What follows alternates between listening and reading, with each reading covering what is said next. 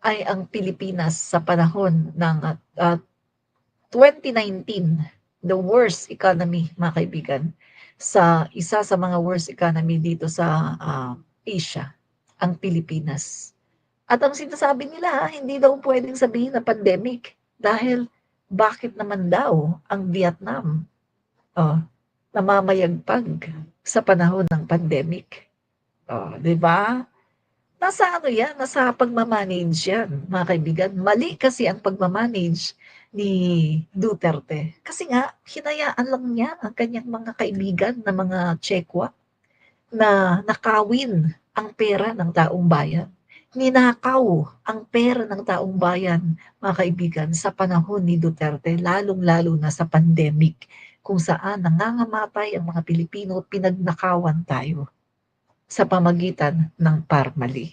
Grabe, sila-sila lang, mga kaibigan, ang namayagpag, sila-sila lang ang yumaman, at ang mga Pilipino hirap na hirap. Biruin mo bigas umabot sa 75, 80 hanggang 100 pesos. Biruin mo gasolina, 75 pesos, 80 pesos, may umabot pa almost 100 pesos gasolina. Grabe, mga kaibigan, talagang bagsak na bagsak ang ekonomiya sa panahon ni Rodrigo Duterte. Kaya hindi nila yan pwedeng ipagmalaki, mga kaibigan. Ito, real talk tayo dito Merong isang mga kaibigan, na etong si Duterte ay in-interview ng foreign news, foreign correspondents about the economy of the Philippines. Kung anong masasabi niya sa ekonomiya ng Pilipinas. Alam niyo ba, mga kaibigan, hindi masagot ni Duterte. Alam mo ba kung anong mga pinagkukwento ni Duterte? Nagkwento siya tungkol sa war on drugs.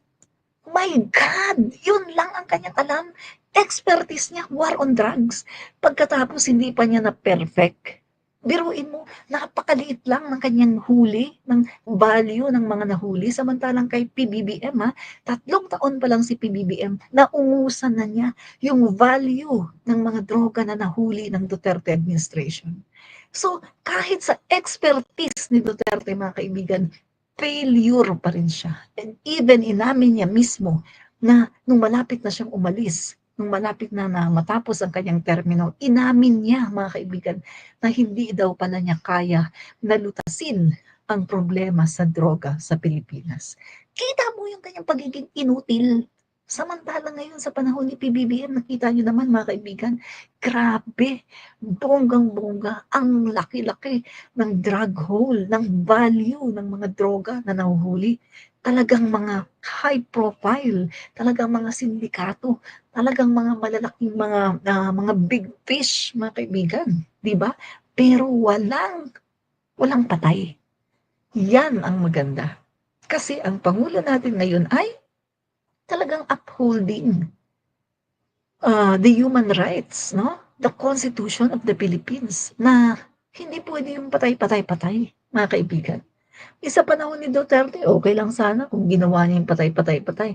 Tapos puro sindikato. Kaso kung sino pa yung mga sindikato, yun pa ang yun pa ang proteksyonan. Kung sino pa yung mga sindikato, may mga may-ari ng mga Shabu Laboratory, yun pa ang proteksyonan. My God! Kaya wala talagang maipagmamalaki. Ang Duterte administration ay wala talagang maipagmamalaki. No? Alam niyo, mga kaibigan, lahat ng sinasabi ko dito, nasa balita na. No? Kaya itong bugok na si Reynaldo Matias, na isang bugok, no? Sabi niya, magtrabaho ka madami, hindi yung paninira ang ginawa mo. Alam mo, bugok na Reynaldo Matias, lahat ng sinasabi ko dito ay nasa balita. Paano mo masasabing paninira kung ang lahat ng sinasabi ko ay nasa balita? Isip-isip ka nga, huwag ka masyadong maging bugok. Bugok ka Grabe napakabugok mo naman, ilang taon ka naman, bakit bugok ka? Magtrabaho ka, standby ka yata sa kanto kaya ka bugok Magtrabaho ka or mag-aral ka, bumalik ka sa grade 1 para naman hindi ka bugok. Ay may gulay, kahit nga yung mga kinder may utak. Ikaw wala kang utak, mag-aral ka, mag-research ka, may internet ka naman siguro. Bugok. High blood mo ko kasi. Tuloy tayo. na dumaan sa paglilitis. Ngayon, yung inyo pong isang pangalawang katanungan, kailan ho natin papangalanan yung mga private prosecutors? All in due time. Sandali, ito pa pala, no? Bago yan. Ito pa pala, no? Ito, the 2.368 trillion total consisted of 157 projects, equivalent to 42 billion worth of investments. Yan. Ito mga kaibigan, ha? Grabe yan, ha? Para po sa Board of Investment, yung presidential visits are also a good way to promote the Philippines. Yan. So, napakalaki mga kaibigan, ha? Napakalaki po. No? So, yung sinasabi po ni Sara Duterte na bagsak ang Pilipinas ay wala pong katotohanan. Yun po ay parte ng kanyang paninira. No? Ito pa, Republic of the Philippines, Marcos succeeds in getting investments, PPP projects off the ground. The administration, President Ferdinand Marcos Jr. has succeeded in getting much needed investments into the Philippines to support job generation and economic growth. Also, the Marcos administration now had 117 projects worth 2.5 billion in the pipeline to be undertaken under the public-private partnership framework. Yan. Furthermore, the sound economy policies of the Marcos administrations have resulted in more jobs created as the Philippine economy continues to grow. Diba? Ano ngayon? Mga fake news peddler kayong mga DDS, diba? Fake news peddler kayo. Instead, we're making it happen in the Philippines. The pipeline of project initiated during President Marcos Jr.'s presidential visits, along with the goodwill fostered, is stating to yield tangible results, as shown by the latest FDI report from BSP, said Pascual. Merong tangible result. Hindi yung katulad sa tatay nyo noon na 119 ang ipinangako pagkatapos pag alis niya sa pwesto, 12 lang ang natapos. Saan napunta yung ibang mga pera? 119 ang pinangako, 12 lang ang tinapos. Ang tatay nyo. Diba? Sinungaling, diba? Tapos, magaling lang magsinungaling eh. Magaling lang sa propaganda eh. Na akala mo ang dami-daming nagawa. Yung pala puro drawing. Nauna pang ibalita na ito daw, nagawa na daw yung ganyan, nagawa na daw yung ganon. Yung pala, hindi pa pala nagagawa at yung iba hindi pa talaga nauumpisahan. Grabing propaganda. Yan, dyan sila magaling sa propaganda. Diba? Ito pa. Okay. Approved foreign investments amounted to 27.99 billion in the first quarter of 2025. Kita nyo approved foreign investments. Grabe, first quarter pa lang, umabot na sa 27.99 billion. First quarter pa lang ng 2025 yan, ha? Grabe, napakagaling. Sabi dito, mga kaibigan, no? Total foreign investments approved in the first quarter of 2025 amounted to 27.99 billion, reflecting an 82.0%, mga kaibigan, no? So, grabe mga kaibigan, no? So, ano pa? Okay. Yung isa pang link. Madami to mga kaibigan eh. Madami Ilang link ito? 10, no? So, madali na lang natin. Kasi kung i-open natin lahat to, tatagal tayo sa topic natin. Na sobrang dami, no, mga kaibigan. Ito pa. DTI, $14 billion investments actualized from Marcos trips. 46 projects worth 14.2 billion in foreign investments have already been actualized from the trips of President Ferdinand Bongbong Marcos Jr. in the country. Grabe mga kaibigan, ang dami. Actually, sabi po ng isang Sabi po ng isang, sandali, tingnan ko kung nandito yun ng isang, hindi ko alam kung political analyst ba siya or ano eh. Sabi po niya, si PBBM daw ang makukonsider na father of railways. Alam niyo ba yon? Si PBBM daw ang makukonsider na father of railways. Ama ng railways. Yung mga train system natin. LRT, MRT, mga subway, no? Si PBBM daw yun ang tinagurian na father of railways. Kasi nga, sa panahon na yun ni PBBM, nag-boom. Grabe mga kaibigan, kabi-kabilaan. Meron ng Metro Manila Subway, meron pang LRT 1, LRT 3, 7, etc., etc., no? Yung sa Batasan nga, yung MRT 7, malapit na yan, mga kaibigan, no? By 2027, bubuksan na yan. So, napakarami, mga kaibigan, no? Sandali, tingnan ko kung nandito ba yung si PBBM daw, mga kaibigan, ang tinagurian na father of railways. Tapos mayroon pang Metro Manila Subway. Grabe, ang lupit. Malupit ang ating Pangulo, no? Grabe talaga. Galing. Napakagaling ng Pangulo natin, guys. Pasimple-simple lang. Tahitahimik lang, pero napakagaling. Hindi nagyayabang. Yan ang Pangulo natin. Hindi katulad ng isa, napakayabang, mas maraming salita, pero kulang sa gawa. Diba? Pero yung Pangulo natin ngayon, hindi nga nagyayabang, pero grabe ang achievements, di ba? Grabe. Sandali tingnan natin kung nandito yun. Yung sabi ng na si PBBM daw ang father of railways, ama ng railways. Dali. Sandali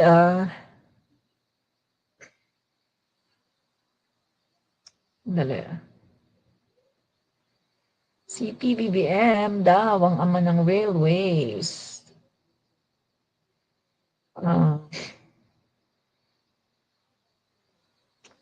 Ulitin natin. Ang dami kasi ng aking pag may hinahanap ako, hindi ko na tuloy makita. Saglit, saglit. Saglit, guys. Hanap.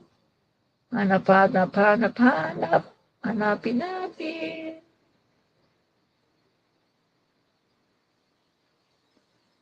Saan na ba? Ang hirap naman hanapin.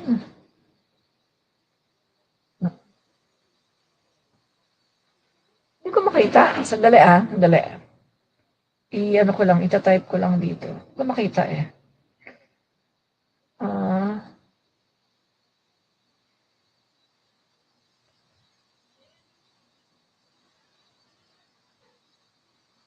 News.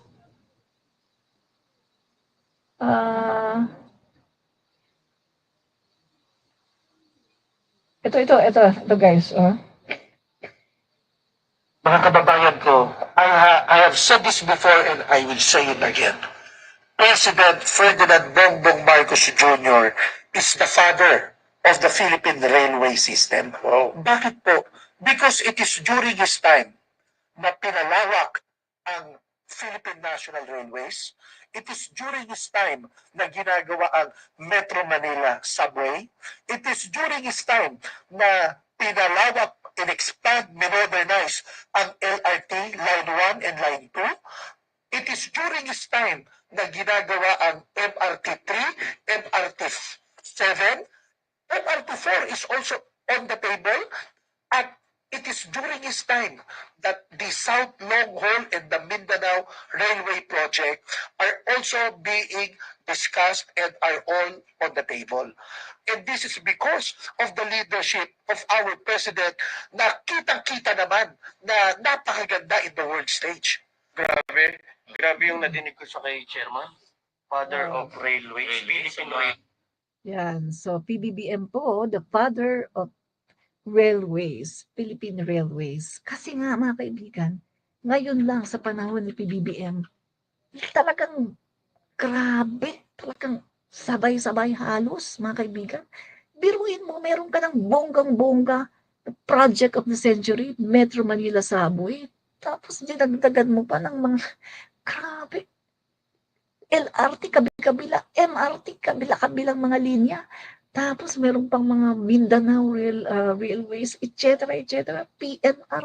Hala, ano na, grabe, ginalingan na masyado ng ating Pangulong BBM. Masyado na niyang ginalingan. Diba? Yan ang katotohanan mga kaibigan, no? At hindi po yan ma-accept. Hindi yan kayang i-accept ng mga DDS dahil, mga kaibigan, hindi nila kayang i-accept kasi ang tatay nila wala naman talagang nagawa ang tatay nila. Ekonomiya, wala, bagsak. Bigas nga, ang mahal-mahal eh. Mga bilihin nga, ang mahal-mahal eh. Oh. Samantala ngayon, may 20 pesos na tayong bigas. Oh. Pagdating sa energy, walang nagawa ang tatay nila. My God, kita mo nga, oh, yung mga panay brownout yung mga ano, oh, sino ang nagtapos, naggawa ng solusyon? Ang Pangulo nating Bongbong Marcos, si PBBM.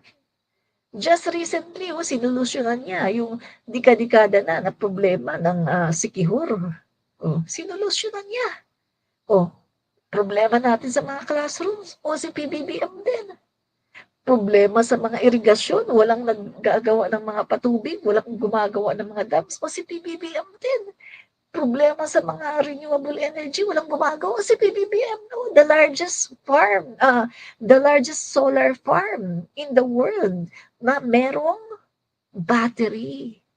Kasi yung iba, ang solar farm nila sa iba-ibang mga mundo, malaki nga, pero walang battery. Yung sa atin, pinakamalaki na nga, with battery pa. Ibig sabihin, kahit na malobat yung ating yung solar natin, ay may battery. So, ibig sabihin, hindi siya mamamatay. Oh, grabe mga kaibigan. Ang daming proyekto ng ating Pangulong BBM. At yan po ang ginagawa ngayon ng Presidential Communications kasi nakita po ng Pangulo natin na yung kanyang mga proyekto ay hindi nalalaman ng taong bayan. Kasi ang mga mainstream media ay hindi naman ito talagang binubus. Hindi naman eh.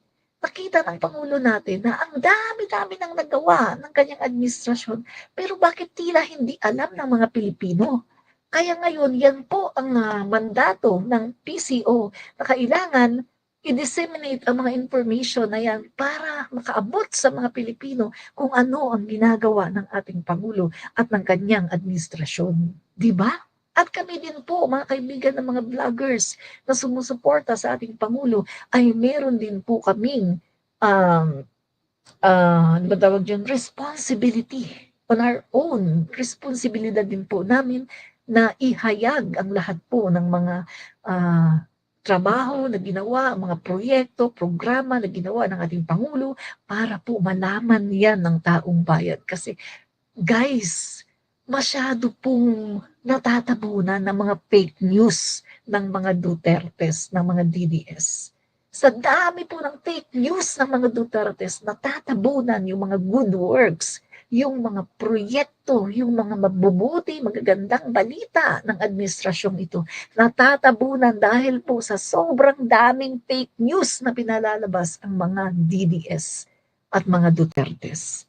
Kaya yan po ang hamon sa amin ngayon, pati kami na mga pro-PBBM vloggers na kailangan ay ma-inform namin ang buong Pilipinas sa mga gawain, proyekto ng ating Pangulo. Kasi kawawa naman, sayang naman ang daming proyekto ng Pangulo pero hindi po namamagnify, hindi po na-spread, hindi po nalalaman ng taong bayan dahil mas pinapanood ng mga taong bayan, ng mga iba, mas pinapanood nila yung mga fake news, yung mga paninira, yung mga sinasabi ni Sara Duterte na puro paninira, ang ekonomiya daw ngayon ay bagsak daw. Well, sa katotohanan ay hindi naman bagsak kundi namamayagpag pa. Ngayon nga lang nagkaroon ng 20 pesos na bigas. Panahon ng tatay niya, mahal-mahal ng bigas. Ah, panahon ng tatay niya, gasolina, mahal-mahal. Ngayon lang, panahon ng tatay niya, COVID-19, mali yung mali yung yung pagma-manage ng COVID-19. Maling-mali. At hinayaan lang na pagnakawan tayo ng mga tsekwa na yan, katulad ni Michael Yang ng Parmali. Di ba?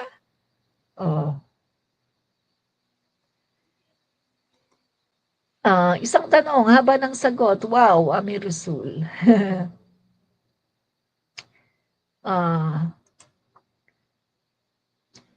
And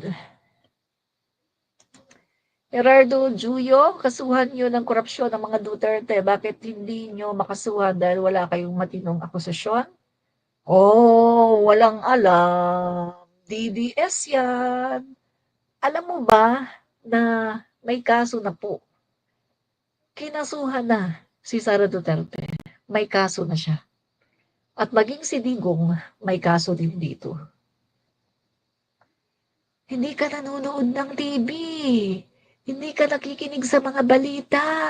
My God! Ano ka ba? Ang pinapanood mo lang kasi si Maharlika, fake news peddler. Meron ng kaso. Grabe hindi niya alam hindi niya alam. Sabi naman ni Juvito de la Mata, bakit si BP Sara lang ang may pananagutan? Yung boss nyo, malaki bilyon o milyon. Nasagot ko na yan kanina, no? Yung tungkol sa confidential funds ng ating Pangulo. Paki-rewind mo na lang yung ating video para malaman mo ang sagot, no? Ang Pangulo natin, wala naman siyang ninakaw na 125 million. Wala namang nakita na may mga Mary Grace Piatos. Wala namang nakita na nagbayad ng milyon, 16 million na rental para sa safe house. Walang ganun. Wala ding nakita ng mga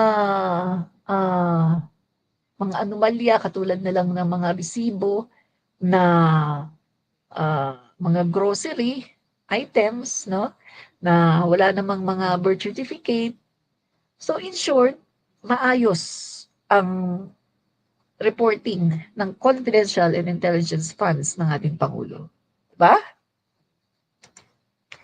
Ami Rasul, ganyan ba ang BP nyo? Pag naging presidente ay magiganti siya. Ganyan lagi ko nababasa sa mga comment. Mahirap nga yan iboto na maging presidente sa 2028. Tumpak!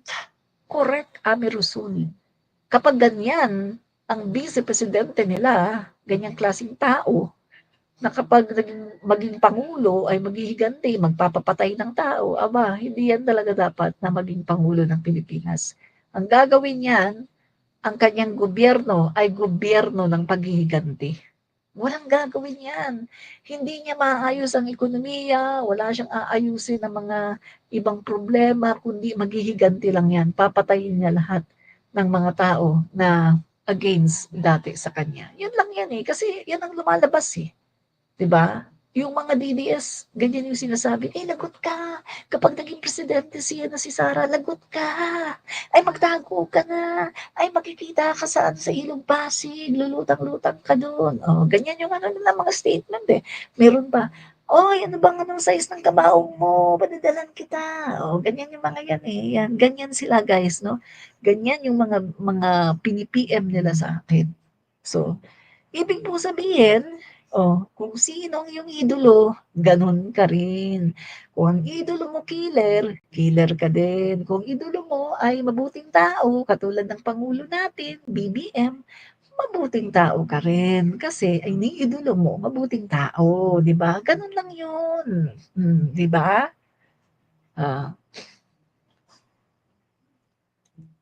Sabi ni Jovito de la Mata, sige, banat pa kayo. May 3 years pa kayo before 2028. Tanungin kita, sino ba ang bumanat? Sino ba ang tawag ng tawag kay PBBM na bangag? Sino ba ang ginamit pa ang platform sa Senado para lang mag-fake news na si PBBM daw ay kasama daw doon sa operation na huhulihin. Kahit hindi naman totoo. Sino ang gumagawa ng mga peke na dokumento at mga peke na mga operasyon daw para lang palabasin na lango sa droga ang Pangulo? Di ba kayo? Di ba kayo ang gumagawa ng mga kasamaan? Sino ang tawag ng bangag? Di ba kayo?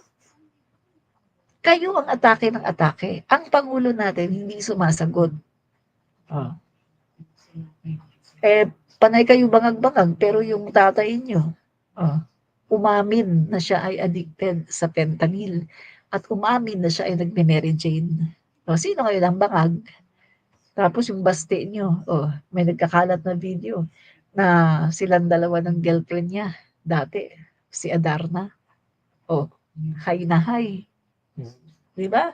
Tapos yung inyong Paulo, si Iyutman na yung babae, talagang nilamutak yung labi. Pagkatapos, inumbag-umbag yung lalaki. Meron pang knife. Sino ngayon ang mga bangag? Kung titingnan natin yung mga video ninyo, mga video ng iyong mga idolo, kitang-kita kung sino ang mga bangag. Pati yung inyong vice presidente na nanuntok ng sheriff, kitang-kita, di ba? Kung sino ang bangag. Di ba? Yan ang katotohanan. Okay. Tuloy natin. Anong ibig sabihin po nito na nagsumite na rin yung kampo ni Vice President Sara Duterte ng kanilang mga abogado? Ano po yung ibig sabihin nito para sa trial? Ibig sabihin po nito na naglahad na sila ng kanilang entry of appearance.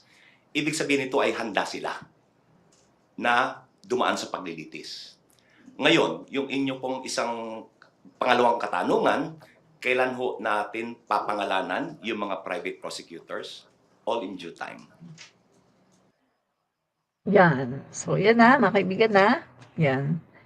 So, kaya, eto, mga guys, Anong ibig sabihin po nito na nagsumite na rin yung kampo ni Vice President Sara Duterte ng kanilang kampo ni Vice President Sara Duterte ay nagsumiti na ng kanilang mga abogado. 16 na mga abogado, mga kaibigan, ang isinumiti, no? Ang dami, 16. So, yan po mga kaibigan, sabi nga po ng isang political analyst, kahit gaano man kadami ng abogado ni VP Sara Duterte, hindi siya maliligtas nito dahil napakatibay ng mga ebidensya. So, yung counsel po ni Duterte sa impeachment trial ay Fortune, Narvasa, and Salazar, Philip Siegfried Fortune, Gregorio Narvasa II, Sheila Sison, Carlo Joaquin Narvasa, Roberto Batong-Bakal, Justine Nicole Gular, Lyndon Miguel Baquel, David Ronel Gola 7, Maria Selena Golda Fortune, Clarlene Radok, Francesca Marie Flores, Miguel Flores Fernandez, Michael Wesley Poa, Reynold Munsayak, Mark Vinduan, Ralph Bodota. Yan po, 16 po lahat ang kanyang counsel sa impeachment trial. So meron nga pong nagsabi, mga political analysts, gaano man kadami ng kanyang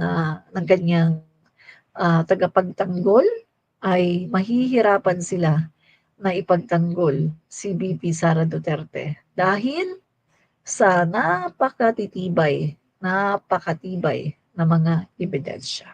Yan po mga kaibigan, no? Ang sinasabi po ng mga political analysts. Yan. Grabe, no? Uy, ang dami, kita mo, ang daming PPP project ng namamayagpag ang Pilipinas sa mga kapitbahay natin sa Asia. Namamayagpag ang Pilipinas, mga kaibigan, no? Grabe. Yan ba ang sinasabi ni VP Sara Duterte na wala daw infra? Grabe, no? Yan. Grabe. The father of railways, si PBBM, 'di ba? Okay. Good eve po, ma'am. Anti-DDS ako. Sabi naman ni James PH, di ka mananalo sa Duterte. Ubus na mga tao. Gusto sa Duterte kahit anong paninira, kahit media pa kayo. Talaga? Kaya pala sabi ni Kitty Duterte, sabi ni Kitty, ang sabi daw ng tatay niya, kung hindi nyo iboboto ang Duterte, kalimutan nyo na lang ako. Pagkatapos yung binoto, 2 Duterte lang. Si Bongo, tsaka si Bato. Kasi si Marcoleta ano yan ang nagpanalo dyan ay INC. So, ibig sabihin, hindi tumalab yung pananakot ni Digong. Sabi ni Digong, kung hindi nyo iboboto ang Duterte, kalimutan nyo na lang ako. Tapos, in-endorse pa ni Sara Duterte. Ibig sabihin, hindi na po tumatalab, wala na pong magic ang Duterte. Kasi wala naman talaga silang magic hindi naman talaga sila kilala 'Di ba? Nanalo lang naman si Duterte as president dahil sa Marcos. Real talk. Real talk tayo dito, walang personalan. Nanalo lang si Digong dahil sa mga Marcos. Dahil sila ay sinuportahan ng Marcos. Yun lang yun. Real talk lang tayo dito. No? Pa.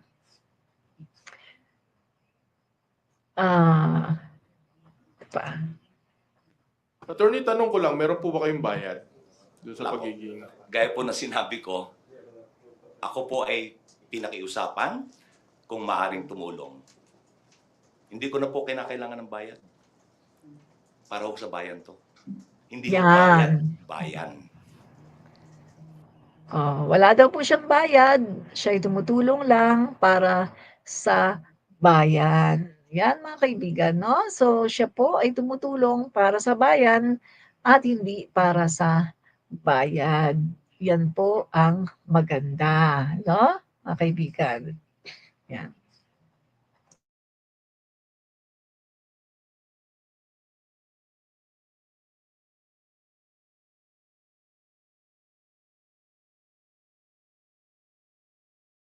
sa pagiging... Gaya po na sinabi ko, ako po ay pinakiusapan kung maaring tumulong. Hindi ko na po kinakailangan ng bayad. Para ho sa bayan to. Hindi ho bayad, bayan.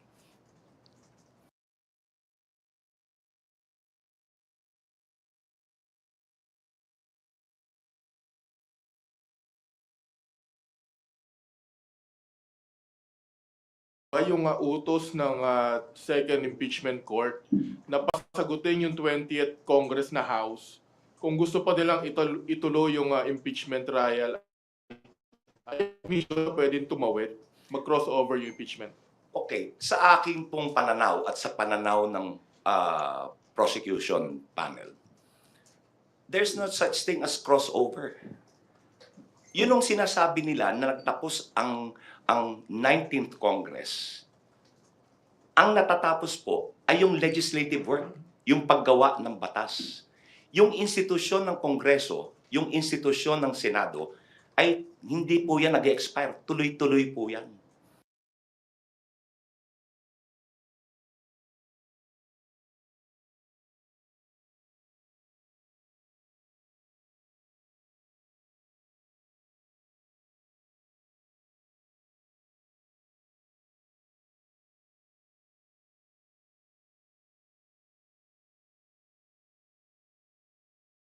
Wala pala akong mic, no? And so, yung sinasabi ko po mga kaibigan, itong impeachment po ay hindi legislation, no? Hindi po ito legislative work.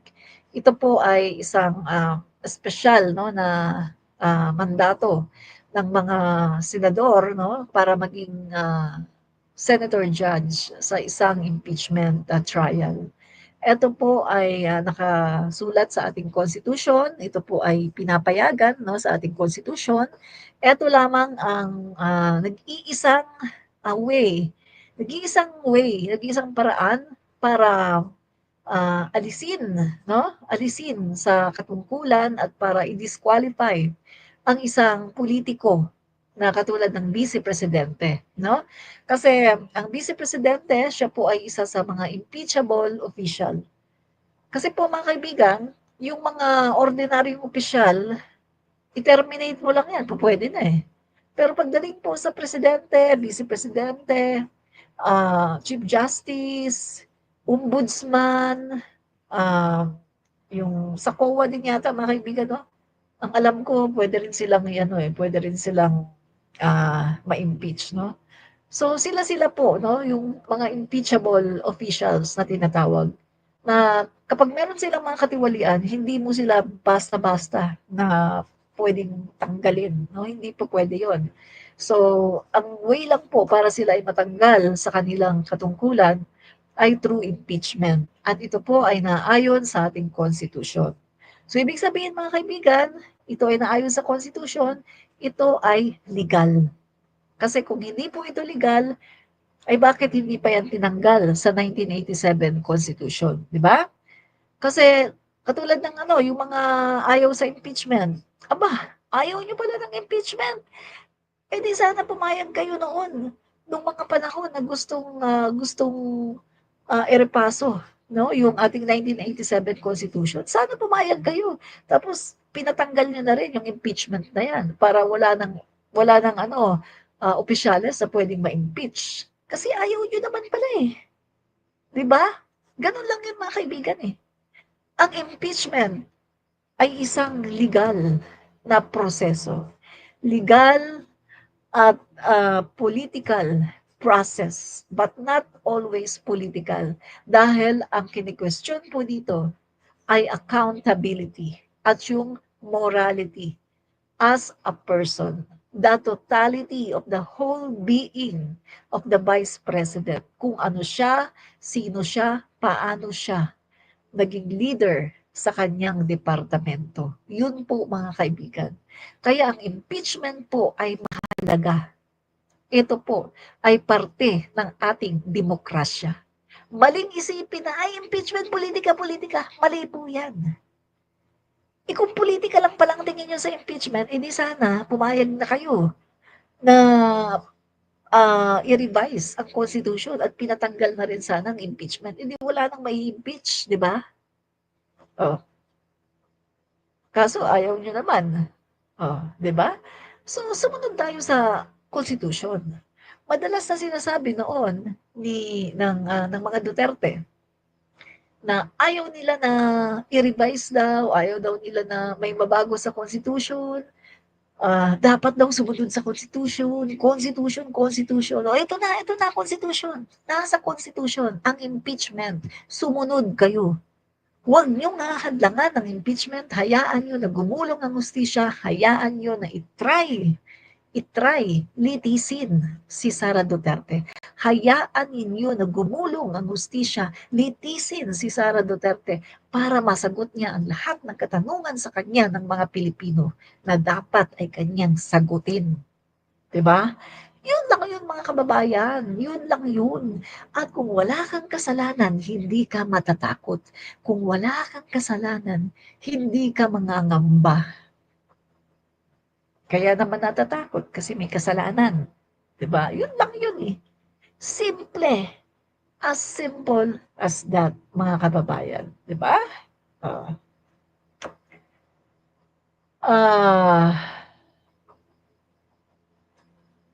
Sabi niya?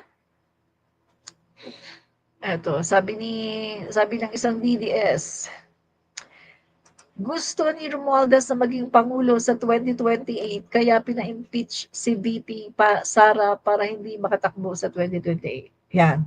So yan ang palaging sinasabi ni Sara Duterte. Gusto daw ni SMR maging Pangulo, pero eto siya.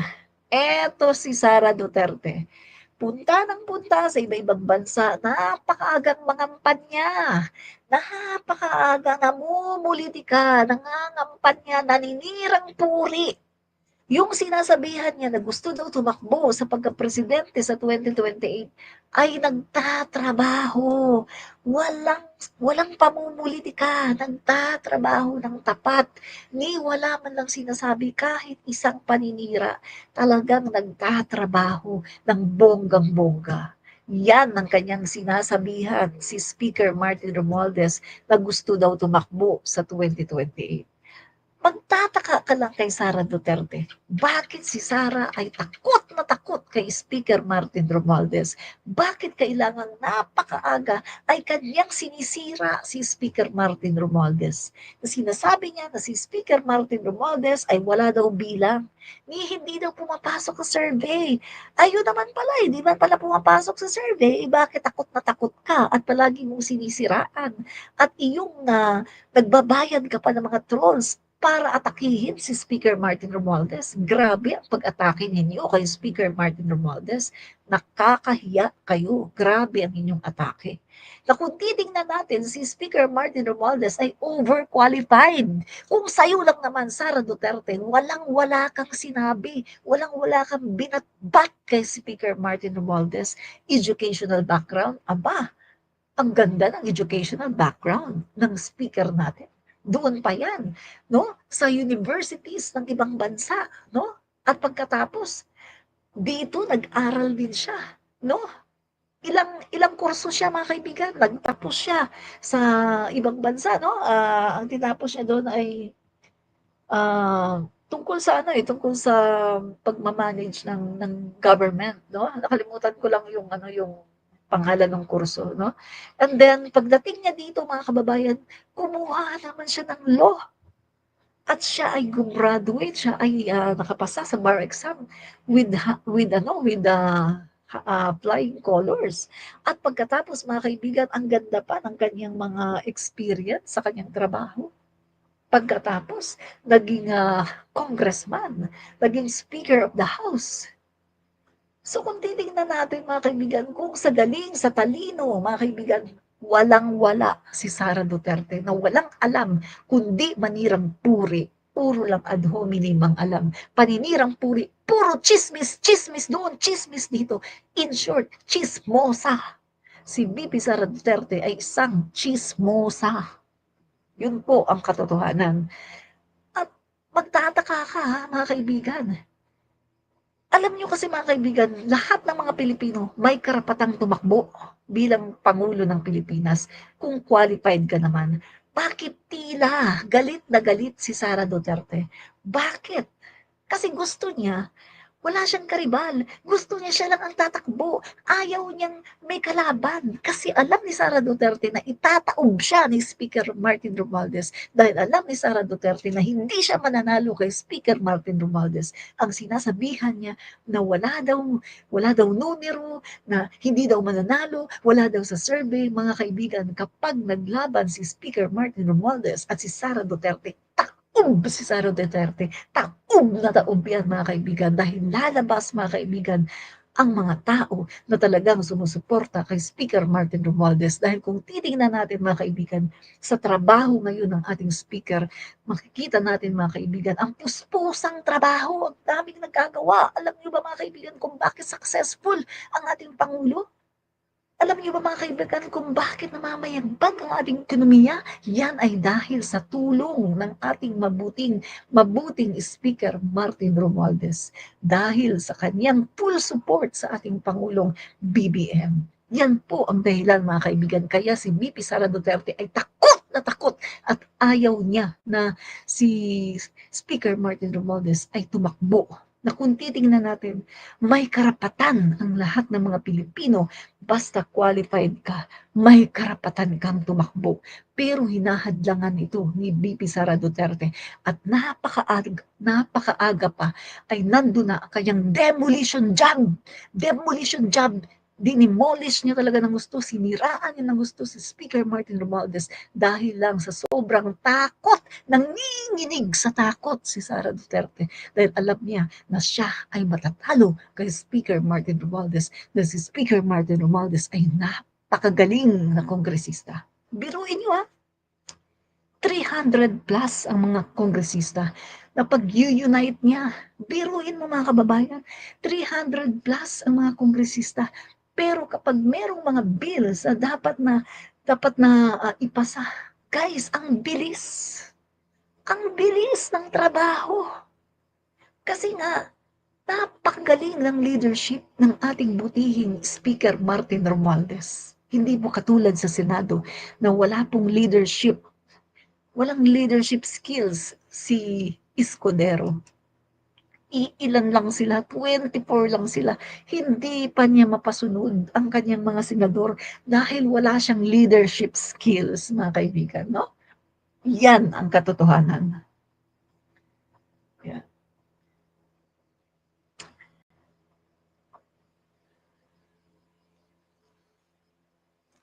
Sabi ni Paulina de la Cruz, matuwa kayo pag nag-umpisa impeachment. Saramaw, guilty. O nga po, no? Correct. Correct po kayo dyan. Sabi naman ni Elea Lawas, di nga kaya ni Sara mag-English, kahit 2 sentence lang, di siya qualified. Oy, pera lang gamit niya para maging powerful. Tumpak! Correct ka dyan, Elea Lawas. Hindi nga po kaya ni Sara Duterte na mag-English ng tuloy-tuloy. Hindi niya kaya. Kaya nga, di ba, kapag meron siyang mga speeches, palaging may teleprompter, palaging nagbabasa. Minsan nga, Tagalog na nga lang, nagbabasa pa eh. Grabe, no? Parang walang stock knowledge. Parang lagi na lang nagbabasa. Diba? Yan ang mga kaibigan, ang katotohanan, no? Yan. Yan po ang katotohanan. Okay.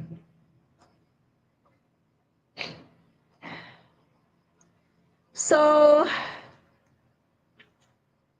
basa pa tayo dito.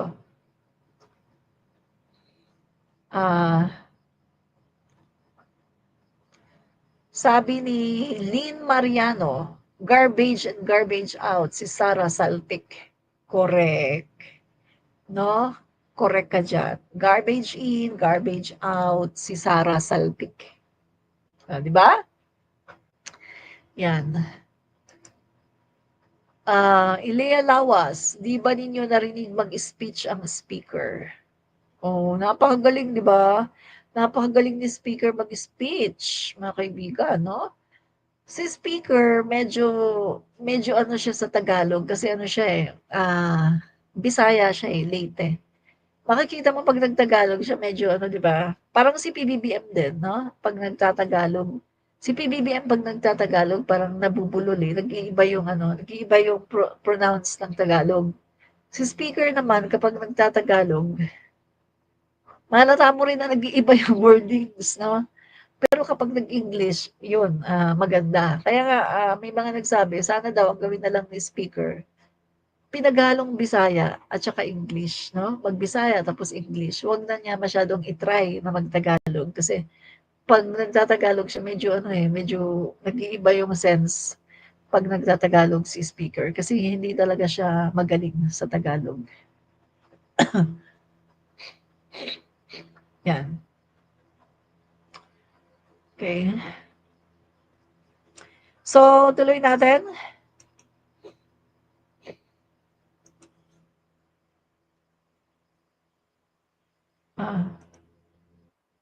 Yung utos ng second impeachment court na pasagutin yung 20th Congress na House kung gusto pa nilang Sandali, ituloy yung tapos na pala to, tapos na yan, no?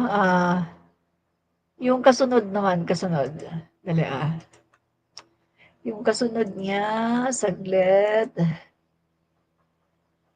Kasunod. Ito. Yan. Misnomer to say that will it cross over There's nothing in the Constitution that says crossover.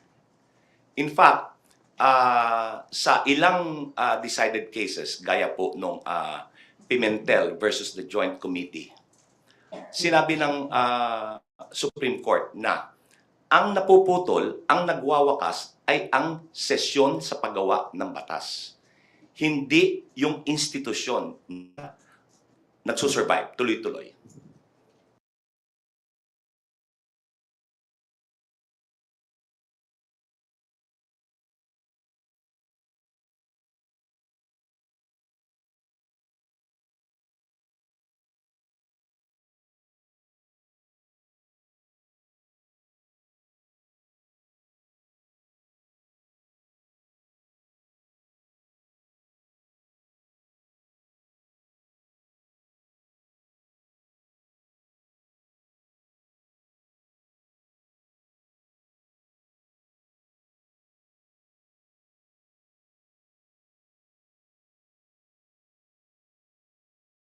So, I think it's a misnomer to say that will it cross over?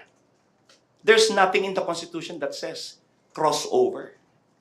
In fact, sa ilang decided cases, gaya po nung Pimentel versus the Joint Committee, sinabi ng Supreme Court na ang napuputol, ang nagwawakas ay ang sesyon sa paggawa ng batas. Hindi yung institusyon na nagsusurvive, tuloy-tuloy. So, anong sabi guys? Ang napuputol ay ang yung legislative, no? Hindi yung institusyon. So, I think it's a misnomer to say that will it cross over? There's nothing in the Constitution that says crossover. In fact, sa ilang decided cases, gaya po nung Pimentel versus the Joint Committee, sinabi ng Supreme Court na ang napuputol, ang nagwawakas ay ang sesyon sa paggawa ng batas. Yun. Hindi yung institusyon na nagsusurvive, tuloy-tuloy. Correct. Yan. So, ibig sabihin lang dito mga kaibigan, no? Hindi po yung sinasabi nila na ay magko-crossover yan sa sa 20th Congress, no? Kasi tapos na yung 19th Congress eh. Tapos may sabi pa doon, 'di ba? May sabi pa ang Senate na tanungin daw, no, yung 20th Congress kung interesado pa daw sila na ituloy yung trial. May ganun pa, no, sinasabi ng Senado. Pero ang sabi nga po, hindi po ganun yun eh. Hindi po ganun. Kasi mga kaibigan, tuloy-tuloy po. Ang impeachment po ay hindi legislative work. Hindi po yan legislative na gawain para magtapos, no? Nagtatapos lang ang sesyon, pero ang departamento o ang institusyon, yung Senado, ay tuloy-tuloy. Diba? In short mga kaibigan, sa 20th Congress, may mga senador na nasa 19th Congress ang nandyan pa rin. Pero meron lang madadagdag yung mga bagong halal. So, there's no such thing as, ay, magko-crossover na yan sa 20th Congress, ay, wala nang jurisdiction. Katulad ng sinasabi ng ilang mga senador na ayaw ng impeachment, no? Na wala na daw jurisdiction yung Senate, yung 20th Congress, kasi nga daw, tapos na daw yung 19th Congress, which is not right, no? So, mga kaibigan, ang impeachment po, ay hindi legislative work. Ito po ay isang proseso ng demokrasya, isang proseso, mga kaibigan, para tanggalin ang isang abusado na public servant. Yan lang po yan, mga kaibigan, no? Ganun lang po ka-simple, no? So, ano pa po? Okay. Okay. Ito. If i-dismiss po ng Senate Impeachment Court yung complaint, ay yung case, nang hindi man lang nag-hearing. Wala ho sa saligang batas yan. Yan ho ay betrayal. Yan ho ay hindi alinsunod sa ating saligang batas. Yan. So, ulitin natin. Hypothetical question lang po. What if i-dismiss po ng Senate Impeachment Court yung complaint, ay yung case, nang hindi man na nag-hearing? Wala ho sa saligang batas yan. Yan ho ay betrayal. Yan ho ay hindi alinsunod sa ating saligang batas. Correct. So, yung gusto po ng ibang senador, di ba, na i-dismiss. Wala pang trial, di pa nag-start, gusto na agad na i-dismiss. So, betrayal of public trust. Yan po ay pagtatraidor sa taong bayan, no? Dahil, bakit mo naman i-dismiss ang isang impeachment na hindi pa nga nadidinig, hindi pa nga nalalatag yung mga ebidensya. So, ibig sabihin, yan po ay pagtakip sa accountability ng isang impeachable official na instead na ikaw ay isang senador na tutulungan mo yung taong bayan para ilabas ang katotohanan, ay pagtatakpan mo pa ang opisyal na yan dahil lang sa kakampi mo. No? So yan po ay paglabag, no? Betrayal po yan, betrayal of public trust. No? At yan po ay hindi magandang gawain. Paglabag po yan sa Constitution ng Pilipinas. Diba? Okay. So, katapos yun, guys. Okay. Tingnan natin. Okay. Ay! Dali. Mali yan, Sandali. Number, ano na tayo? Video. Pang number 14. Okay, number 14 na tayo na video. Okay. Ito. Tinutukoy ay yung motion to dismiss na inilahat ni Senator Bato de la Rosa. Ang hukom po, hindi nagmo-motion. Ang nagmo-motion, yung mga partido. Correct. Yung mga grounds na binanggit ni Senator de la Rosa, Tama. yun din po yung grounds na iniakit nila sa Supreme Court. So, ang nangyari, si Senator de la Rosa, umaaksyon na parang defense counsel. Correct. Yan po, marami nga po nagsasabi, no, mga lawyers, yung mga 1987 Constitution framer, political analysts, marami po nagsasabi na hindi po gawain ng Senado na magmosyon para questionin yung legality ng impeachment. Hindi nila trabaho yan, no? Ang trabaho po ng impeachment court ng Senado ay itry, litisin yung akusado. At pagkatapos litisin ay magdesisyon. Pero ito po, ang ginawa po ni SP, mga kaibigan, ay yung mga motion, magtataka ka Ito nga sabi ni, sino ba nagsabi na si Enrile ba yun? Enrile yata, mga kaibigan o si Soto, tama, si Soto nga, no? Ang sabi po ni Senator Soto, nakakapagtaka kasi itong si Chis Escudero, kapag merong nagre-raise ng kamay, magmumosyon, pinapayagan naman na magmosyon. Ang sabi mga kaibigan, ni Tito Soto, hindi naman daw ganun yun.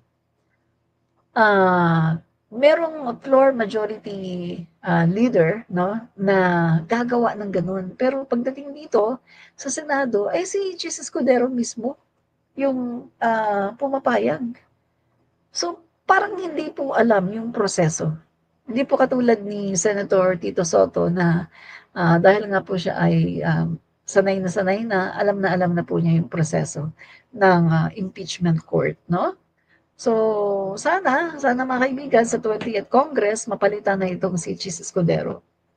At sana si Tito Soto na lang, no? SP, dating Senate President Tito Soto. Kasi mukhang wala naman masyadong alam itong si Chis Escudero, no? Mukhang, tsaka siya guys hindi siya tapat sa bayan. Mas tapat siya sa kanyang sariling interest, no? Kasi malinaw na malinaw na ang interest ng mga Duterte senators ang kanyang pinoprotektahan. Kasi mga kaibigan, malinaw na malinaw kung ikaw ay isang Pilipino na nag-iisip, o bakit siya pumayag ng ganun? Kasi meron siyang inaalagaan, yung kanyang pagiging Senate President.